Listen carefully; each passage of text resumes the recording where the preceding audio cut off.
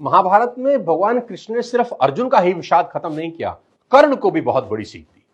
महाभारत में कर्ण भी भगवान कृष्ण को अपनी व्यथा सुना रहे हैं कि मेरी मां ने मुझे जन्म देते ही त्याग दिया, आचार्य द्रोण ने मुझे शिक्षा देने से मना कर दिया क्योंकि उनकी नजर में मैं क्षत्रिय नहीं था, द्रौपदी के स्वयंवर में मुझे अपमानित किया गया कि मैं राज परिवार का हिस्सा नहीं हूं, मुझे पूरे जीवन अपमान का घूंट पीना पड़ा।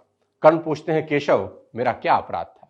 भगवान कृष्ण जो कर्ण को जवाब देते हैं, मुझे ऐसा लगता है कि यह जवाब 1000 करोड़ टीचिंग के बराबर है। यह जवाब सीखने के बाद आदमी के पास हर सवाल का जवाब मिल जाएगा। जी हां, कृष्ण मुस्कुराते हैं और जवाब देते हैं कि हे सूर्य पुत्र, मेरा तो जन्म ही कारागार में हुआ, मेरे पैदा होते ही मृत्यु मेरी प्रतीक्षा कर रही थी।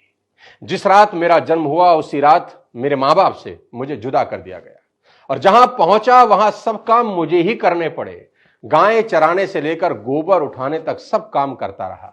सिर्फ 2 दिन का था, मेरे ऊपर राक्षसों ने हमला कर दिया, मुझे बारंबार जान से मारने की कोशिश की गई। मेरा अपना सगा मामा मेरी जान का दुश्मन था। मेरे जीवन की चुनौतियां कहां कम थी, अन्याय जीवन भर मेरे साथ भी होता रहा।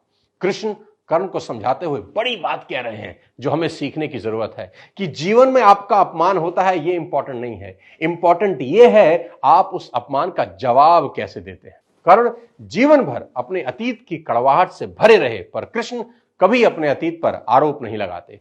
कर्ण पीछे की ओर देखते हैं और कृष्ण आगे की तरफ। कुदरत ने दोनों के साथ अन्याय किया, पर कर्ण यह अन्याय कभी भूल नहीं पाए और कृष्ण को यह अन्याय कभी याद नहीं आया। एक ने अपने आप को क्रोध के विष से भर लिया और हीन भावना से भर लिया, और दूसरे ने स्वीकृति के अमृत से। दोनों में अगर कोई अंतर था तो वो एक्सेप्टेंस का था। कृष्ण ने हंसकर अपनी नियति स्वीकार कर ली और कर्ण कभी अपनी नियति स्वीकार नहीं कर सके, और परिणाम में कर्ण अधर्म के पक्ष में लड़ते हुए अकाल मृत्यु को प्राप्त हुए। परिस्थितियों का चक्र चलता रहेगा। कई बार लगता है कि भाग्य ने धोखा दे दिया। ये चुनाव हम पर है कि हम कर्ण की तरह रोएं या कृष्ण की तरह जीवन को उत्सव में बदल दें। जीवन में रोने के लिए नहीं, हंसने के कारण ढूंढने हैं, क्योंकि जीवन तो भगवान का भी कहां सरल था। जीवन है तो समस्या होगी ही, समस्या है तो हल भी होगा।